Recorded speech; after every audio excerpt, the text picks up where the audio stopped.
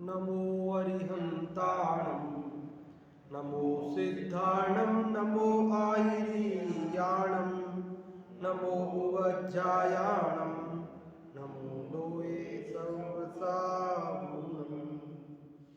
जो राग द्वेष विकार वर्जित लीन आत्म ध्यान में, जिनके विराट विशाल निर्मल अचल केवल ज्ञान में, युगपत विशद सकलार्थ झलके ध्वनित हो व्याख्यान में। वे वर्धमान महान विचरे हमारे ध्यान में, विचरे हमारे ध्यान में। यह पद्मनंदी पंचविंशति का नामक ग्रंथराज है। इसकी रचना आज से लगभग 1000 साल पहले आचार्य पद्मनंदी देव द्वारा की गई है। इसके पहले अधिकार में धर्मोपदेशामृत नाम के अधिकार में 198 श्लोक हैं और उनमें से 191 हमने पढ़ लिए। केवल 7 श्लोक ही इस अधिकार में शेष हैं। उनमें से भी एक श्लोक तो अभी अपन शुरू करते हैं 192 नंबर का। देखो क्या कह रहे हैं यहाँ पर। उग्र ग्रीष्म रवि प्रताप दहना ज्वालाभिताप्तश्चलन, यह पित्त प्रकृतिर्मरौ मृदुतरः पान्थो यथा पीडितः, तद्राग्लब्ध हिमाद्रिकुञ्ज रचितः प्रोद्दामयन्त्रोल्लसत्, धारावेश्म समोहि संसृति पथे धर्मो भवेत् देहिनाम्। क्या कह रहे हैं कि धर्म के प्रभाव की चर्चा बता रहे हैं। पिछले कई श्लोकों से धर्म की महिमा बताई जा रही है। यहाँ पर भी कह रहे हैं, कल भी हमने पढ़ा था कि धर्म के प्रभाव से सर्प भी हार बन जाता है, धर्म के प्रभाव से तलवार भी फूलों की माला बन जाती है, धर्म के प्रभाव से जहर भी दवाई बन जाता है, धर्म के प्रभाव से शत्रु भी मित्र बन जाते हैं, देवता भी वश में हो जाते हैं। ये कहाँ तक कहें, आकाश भी रत्नों की वर्षा करता है। तो यहाँ क्या कह रहे 192 में, कह रहे उग्र ग्रीष्म रवि प्रताप दहन ज्वाला भी तप्तस चलन। चलन मतलब चलता हुआ। किसमें चलता हुआ, तो कहते उग्र ग्रीष्म भयंकर गर्मी में जब रवि प्रताप दहन ज्वाला, जब रवि मतलब सूर्य के प्रताप से ताप से दहन जलाने वाली ज्वाला से जो अभितप्त है, तप रहा है, परेशान हो रहा है। जैसे कोई राहगीर है, रास्ते में पैदल जा रहा है और जेठ की दोपहरी में ऊपर से सूरज उसको परेशान करते कि नहीं करते बताओ। अभी तो कहाँ जेठ का महीना आया, अभी तो फाल्गुन आया, तो भी लोगों को गर्मी लगने लग गई। दिन के समय लोग जो है धूप में कहते थे गर्म, और जो तो पैदल थोड़ी चलना है, कहीं 2 मिनट खड़े रहना होता है, कोई ज़्यादा थोड़ी है, उसमें वो कहते हैं कि भाई हम तो गर्मी से परेशान हो गए। लेकिन कोई व्यक्ति पैदल चलता है, पहले तो पैदल ही चलते थे, गाड़ियों के इतने आविष्कार नहीं थे, कुछ एक बैलगाड़ी ऊंटगाड़ी वगैरह कुछ होते थे, घोड़े तांगे वगैरह, वो बहुत धनाढ्य लोगों के पास और लिमिटेड है ना दूरी में ले जाने करने की व्यवस्था होती थी, पैदल चलते थे लोग। तो जेठ की दोपहरी में कोई भयंकर गर्मी में सूर्य से की ज्वाला में तप रहा है, और यह पित्त प्रकृति, और वो कैसा है, दूसरी बात पित्त, सूरज तो तप रहा है जो तप रहा है। अब आदमी की प्रकृति भी अलग अलग होती है, किसी की प्रकृति शीत की होती है, किसी की गर्मी की होती है। कोई व्यक्ति सर्दी उसको मतलब सहन नहीं होती, किसी को गर्मी सहन नहीं होती। तो जिसके वात पित्त और कफ 3 प्रकार के शरीर में जो तत्व होते हैं, तो जिसके पित्त की मात्रा अधिक होती है उसको गर्मी ज़्यादा लगती है। तो यहाँ कह रहे कि भाई वो पित्त प्रकृति वाला भी है, मतलब पहले ही उसका स्वभाव भी शरीर का ऐसा है कि उसको गर्मी ज़्यादा लगती है। और ऊपर से सूरज भी तप रहा है, पैदल भी वो चल रहा है, और यहाँ तक कि और कंडीशन बताई, मरऊ, पित्त प्रकृति मतलब पित्त स्वभाव वाला, और मरऊ, मरऊ मतलब मरुस्थल में, कहाँ पर? मरुस्थल में, रेगिस्तान में, मारवाड़ में, जहाँ पर बिल्कुल बहुत गर्मी पड़ती है, पानी वगैरह का अभाव होता है, आसपास पेड़ पौधे भी नहीं होते, रेगिस्तान में दूर दूर तक रेत ही रेत, बालू रेत, और वो भी तप रही है, हवा के साथ कभी चलती भी है तो वो बालू रेत भी उड़ती है, और आसपास कोई पेड़ पौधे भी होते नहीं हैं, होती है तो कोई झाड़ियाँ जिनका कोई छाया का नाम निशान नहीं। तो कैसी कैसी स्थिति बताई कि पैदल चलता हुआ व्यक्ति जो भयंकर सूर्य की गर्मी से तप रहा है, स्वयं पित्त प्रकृति वाला है, और मरुस्थल में चल रहा है, और मृदुतरह मतलब कोमल आदमी है। कई तरह के लोग होते हैं, कोई मजबूत होते हैं, कोई कोमल होते हैं, हमारे सुकुमार जैसे। अपन सुनते शास्त्रों में सुकुमार के बारे में, कदा वो सुकुमार सेठ, उनको 7 गद्दों के नीचे भी एक चावल का दाना होवे तो उस 7 गद्दों की लेयर के ऊपर लेटे तो नीचे एक चावल का दाना होवे तो चुभता था, इतने कोमल थे वो।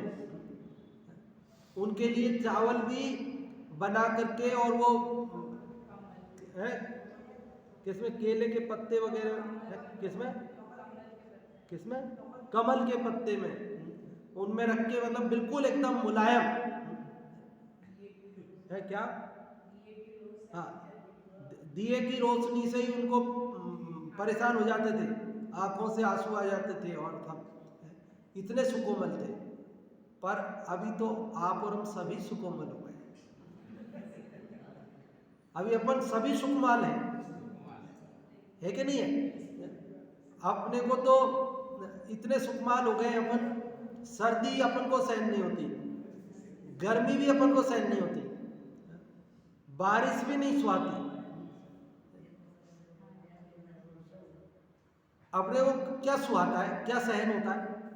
भूख भी सहन नहीं होती, प्यास भी सहन नहीं होती।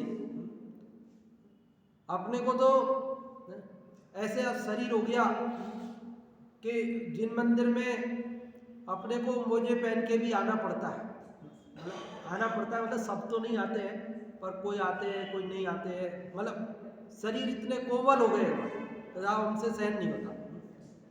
और हम खड़े खड़े पहले लोग पूजन करते थे ना, पूरे टाइम खड़े, दिन भर का भी विधान होता था। मुझे याद है हमारे गांव में अनंत चौदस के दिन 24 तीर्थंकर विधान पुराना वाला वो होता था, अभी भी होता है। तो वो 12 बजे 11 बजे चालू करते हैं, दिन में वापस सुबह की नित्य नियम पूजन 10 लक्षण की पूरी होने के बाद तुरंत बाद वापस वो विधान चालू करते हैं। तो शाम को 5 बजे तक वो विधान, मतलब 5 घंटे 6 घंटे लगते हैं उसमें। तो और सुबह पहले वो पूजन करके चुकते हैं वही लोग, हमारे भाई वगैरह सब, और वो सुबह से शाम तक खड़े रहते हैं पूरे टाइम, बिल्कुल बैठते नहीं हैं, क्योंकि पूजा खड़े होके ही की जाती है, क्योंकि प्रार्थना खड़े होके की जाती है ना। पूजा क्या है? प्रार्थना है। पूजा क्या है? अपन भगवान से प्रार्थना कर रहे हैं, तो प्रार्थना तो खड़े होके ही होगी ना, प्रार्थना बैठ के तो कैसे होगी? लेकिन हम लोग क्या है, अब इतने सुकमाल हो गए कि खड़े रहकर नहीं कर सकते, तो हम बैठ के करते हैं, और फिर बैठ के करते हैं तो अब नीचे भी हमारे बैठने लायक शरीर नहीं रहे, तो हम कुर्सी पर बैठ के करते हैं। अब हमारे शरीर सुकमाल, मुनिराज की जो सुकमाल की कथा अपने यहाँ आती है, बाद में मुझे लगता है आने वाले समय में यूँ कहेंगे वो तो सुकमाल नहीं थे, सुकमाल तो अब है। है क्या? कैसे समझा? हाँ, बैठ के पूजा में भी ज़्यादा देर नहीं बैठ सकते हैं, हम प्रवचन में भी ज़्यादा देर नहीं बैठ सकते हैं, हम ज़्यादा देर पढ़ नहीं सकते, ज़्यादा देर सुन नहीं सकते हैं।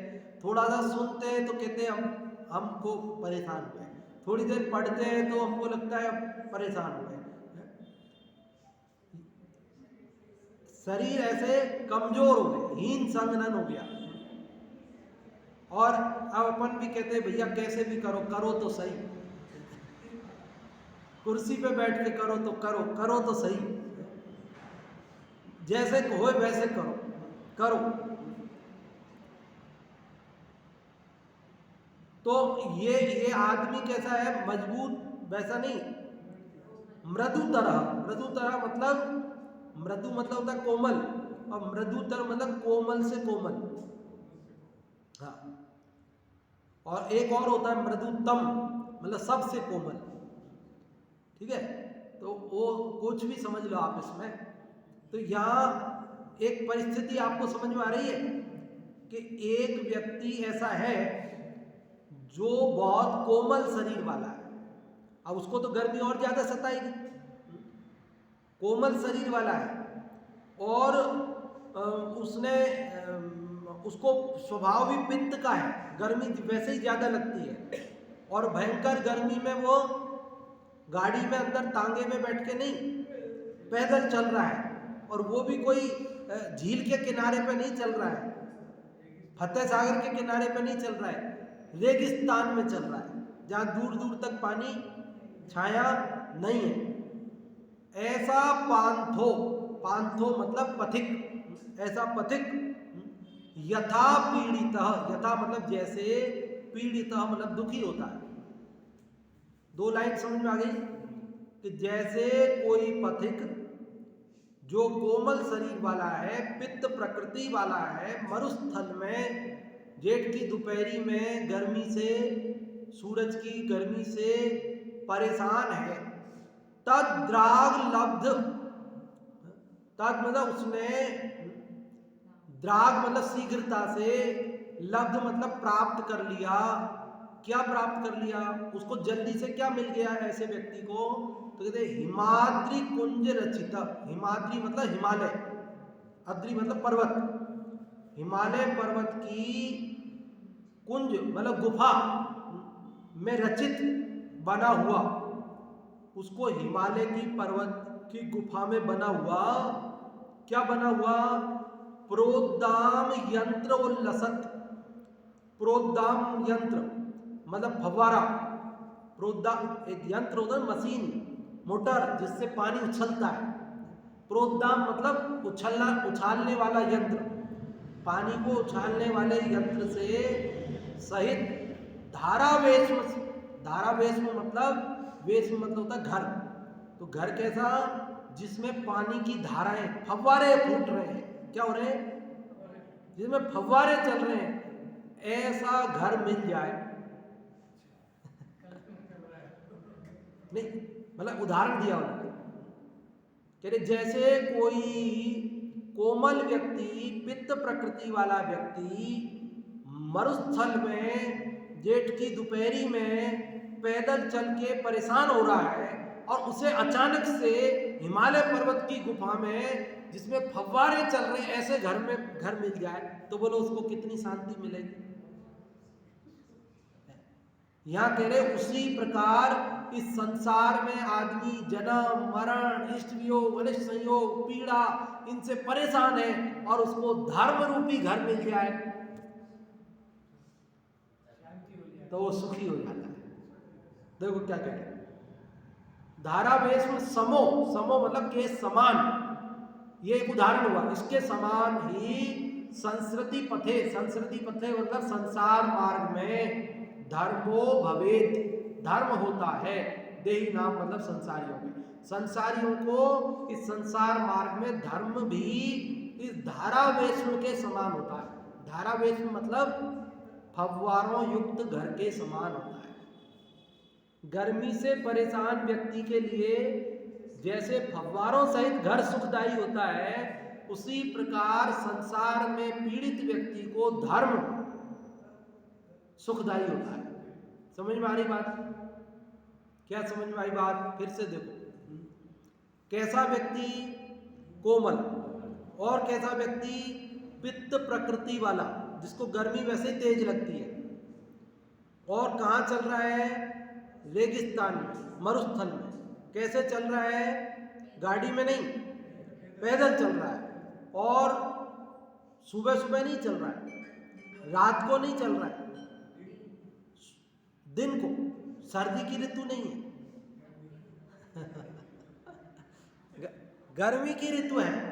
50 डिग्री तापमान, सूरज आग उगल रहा है, ऐसे में वो पीड़ित है, और वहां से उसको उठाकर कोई जल्दी से कहाँ रख दे?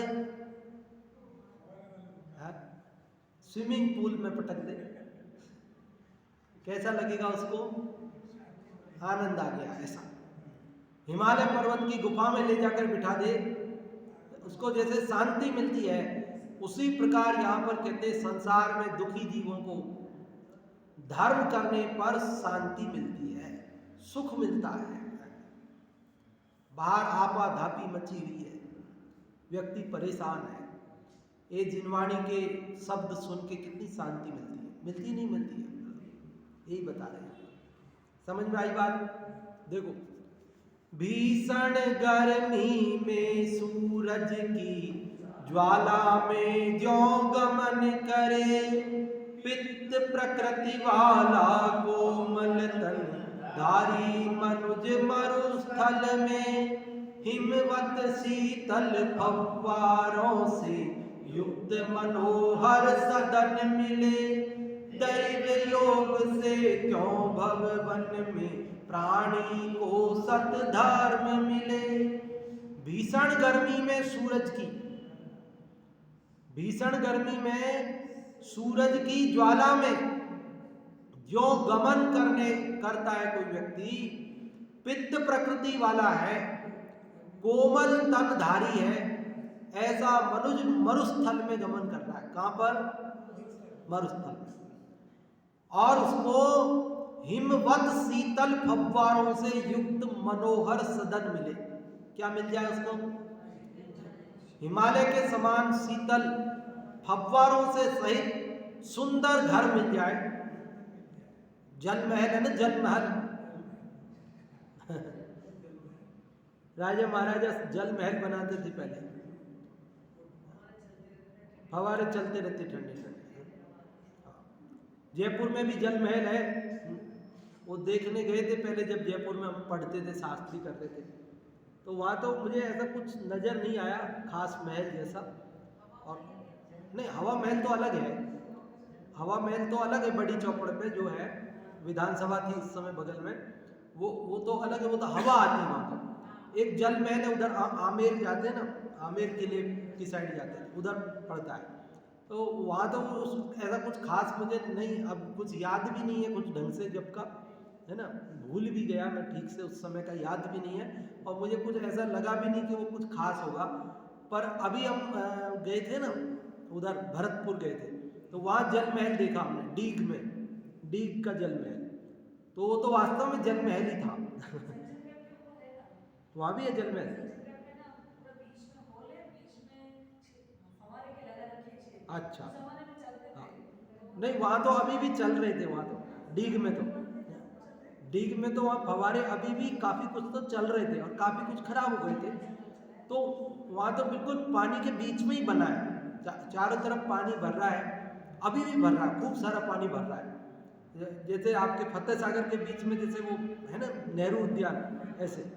और ऊपर छत पे पानी भरने की, पूरी छत पे पानी भरने का सिस्टम, और नीचे पूरे राजे महाराजाओं के बैठने के स्थान, और ऐसे सब शीतल। मान लो ऐसा किसी को, उस व्यक्ति को मिल जाए जो गर्मी में परेशान मरुस्थल में चल रहा है, और ये भी कुछ नहीं, हिमालय पर्वत वो मिल जाए। उसी प्रकार दैव योग से, भाग्य से, पुण्य के उदय से आप और हम सबको इस भवन में, संसार रूपी जंगल में सत धर्म मिल गया है भैया। ये धर्म हमको ऐसे ही नहीं मिलता है, हर किसी को नहीं मिलता है। पैसा मिलना कठिन नहीं है, पैसा तो बहुत लोगों को मिल जाता है, पैसा मिलना कठिन नहीं, पैसा तो बहुत लोगों को मिल जाता है। और सोना मिलना कठिन है क्या? सोने के आभूषण, सोने के आभूषण भी मिल जाते हैं। कि साहब खाना मिलना, कि खाना भी मिल जाता है। तो साहब राजा बनना, कि राजा बनने भी मिल जाता है। लेकिन धर्म नहीं मिलता है। धर्म तो विशिष्ट जाति के विशिष्ट पुण्य के उदय से मिलता है। और धर्म भी मिल जाता है, लेकिन धर्म के नाम पर जिसमें हिंसा होती है, धर्म के नाम पर जिसमें राग का पोषण किया जाता है, धर्म के नाम पर भी कर्म ही किए जाते हैं, ऐसा धर्म भी मिल जाता है। लेकिन सत्य धर्म, अहिंसा धर्म, वीतराग धर्म, भव के अभाव का मार्ग बताने वाला धर्म, यह महापुण्य के उदय से मिलता है। इसीलिए तो हम बोलते हैं, मैं महापुण्य उदय से जिन धर्म पा गया। बोलते हैं कि नहीं बोलते? अति पुण्य उदय मम आया, प्रभु तुमरा दर्शन पाया। क्या बोलते हैं? अब भाग्य मेरो उदय आयो, दरस प्रभु जी को लख लख। हम बोल तो जाते हैं,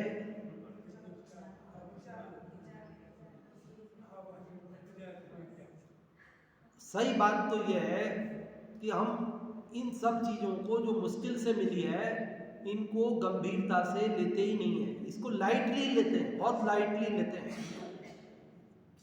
जैसे औरों को जो, जिसको जो मिला उसी में ऐसे ही निकाल रहे, ऐसे हमको भी ये मिला, हम भी इसको ऐसे ही निकाल रहे हैं।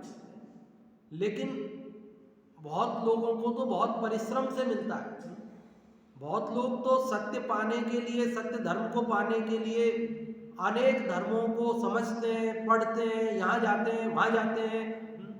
हिंदू का सुनेंगे, मुसलमान का सुनेंगे, सिख का सुनेंगे, ईसाई का सुनेंगे, सब का सुनेंगे, बरसों निकालते, सारी जिंदगी निकल जाती है कि सच्चा धर्म मिल जाए मेरे को, सही बात मिल जाए मेरे को। वो सुनने के लिए खूब तलाशते हैं, तपास करते हैं, और फिर जाके कोई किसी को मिलता है, किसी को नहीं मिलता, पूरा जीवन ऐसे ही चला जाता है।